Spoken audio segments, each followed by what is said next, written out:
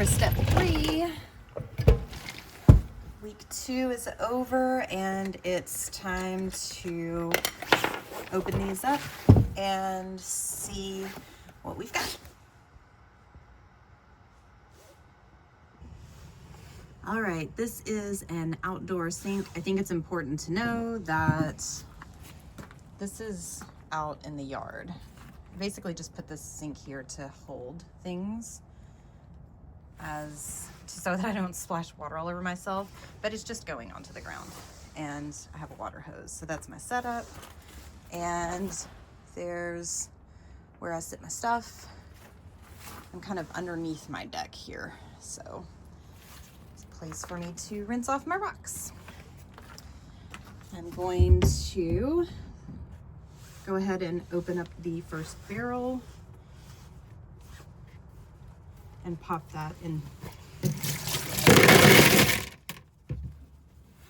And then rinse them off.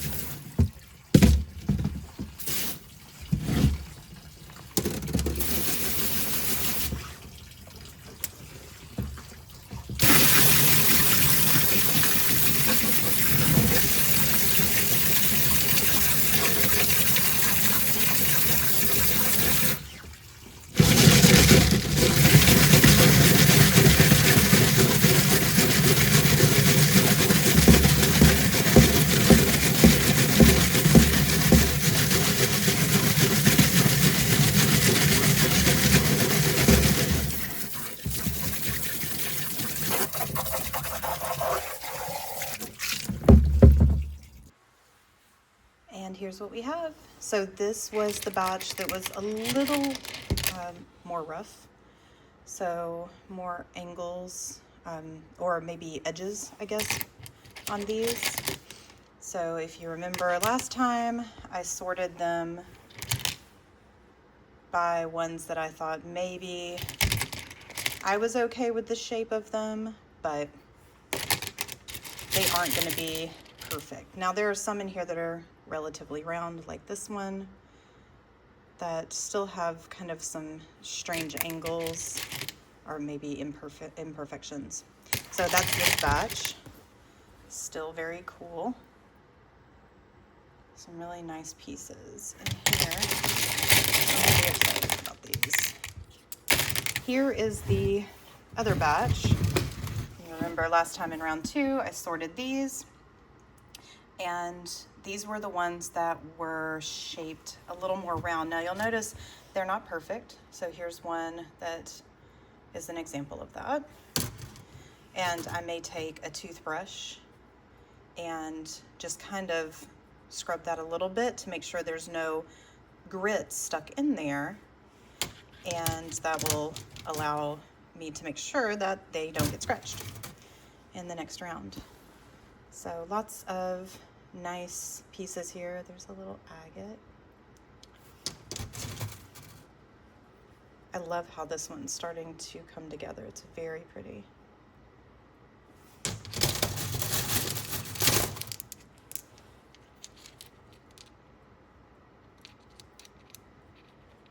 Oh, that's interesting.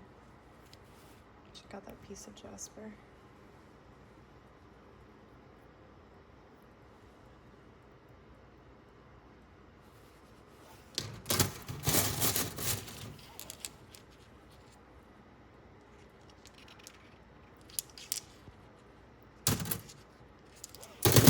So I think this one was one of my favorite pieces originally.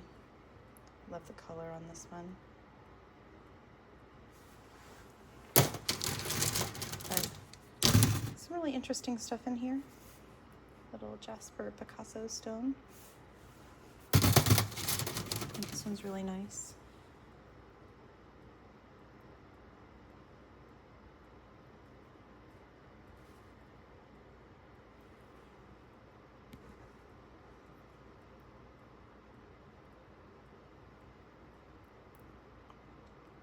It's really pretty.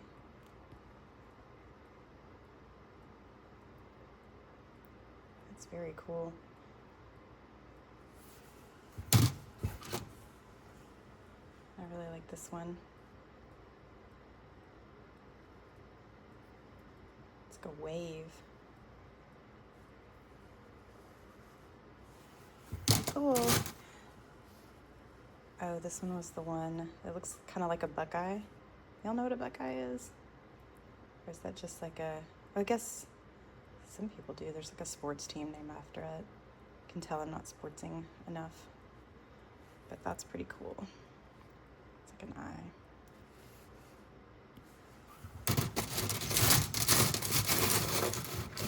Oh, this is neat. Check this out. Ooh. It's really pretty.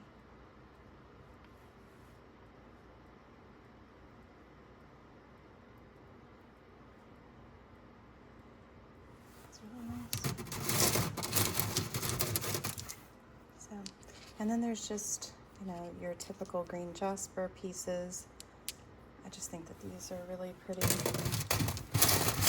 especially in the daylight. Now this is a piece, so this is a piece of agate that I actually cut on my saw and kind of, you know, I guess sort of cabbed up, but I threw it in the tumbler to see what would happen, and it's turning out to be pretty cool. So I'm really interested to see how that turns out. I love these little mossy parts.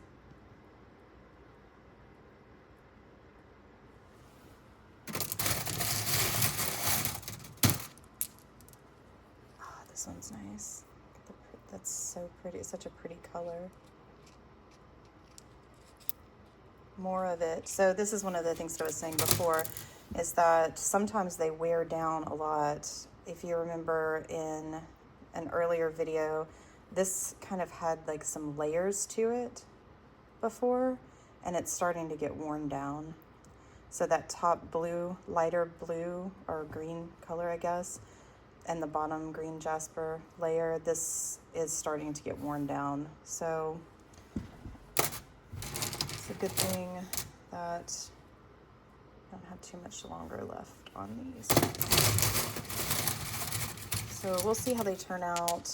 I may reduce the time from 7 days to maybe 3 or 4 days just to save some of the material, because these aren't going to be perfect anyway. But they're going to look really pretty when they're shiny. So these, if I leave these out here for a little bit, they'll start to get dry and they'll be less shiny. which is why we have to go a couple of rounds more. This is a really pretty agate. Super interesting. Okay, so I will pop these into the barrels. Now you might notice that at this point, these have worn down quite a bit. So the barrels are only about, I don't know, maybe just under half full at this point. And I know it's kind of hard to tell from the angle in this video, but they're not very full anymore. So what I'm gonna do now is add some ceramic to fill it to about half full so that there's enough friction in there to tumble them, to continue to tumble them with less material.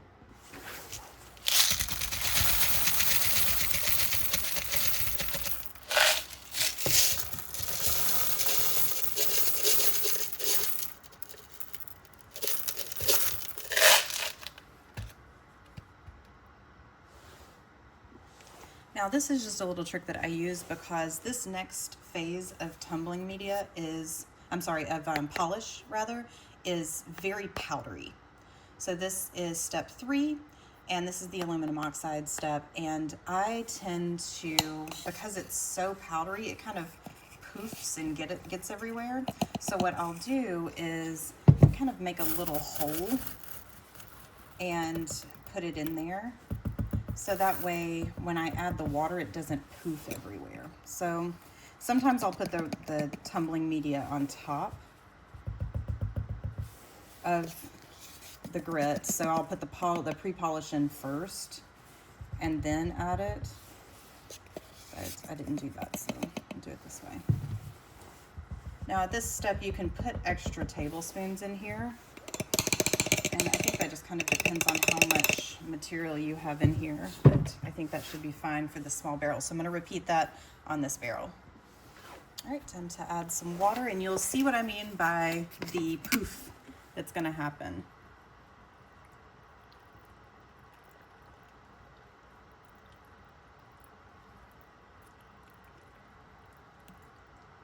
So I'm adding that water slowly just so that I try not to make such a mess. But it's just kind of messy.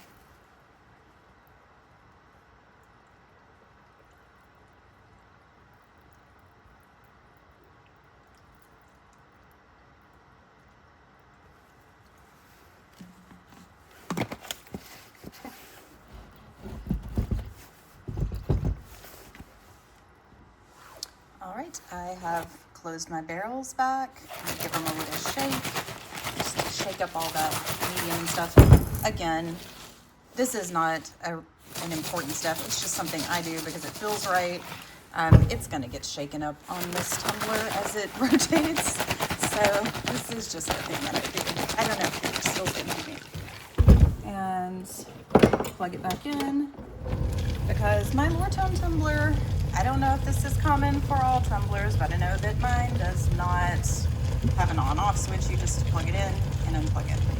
All right, see you back in a week.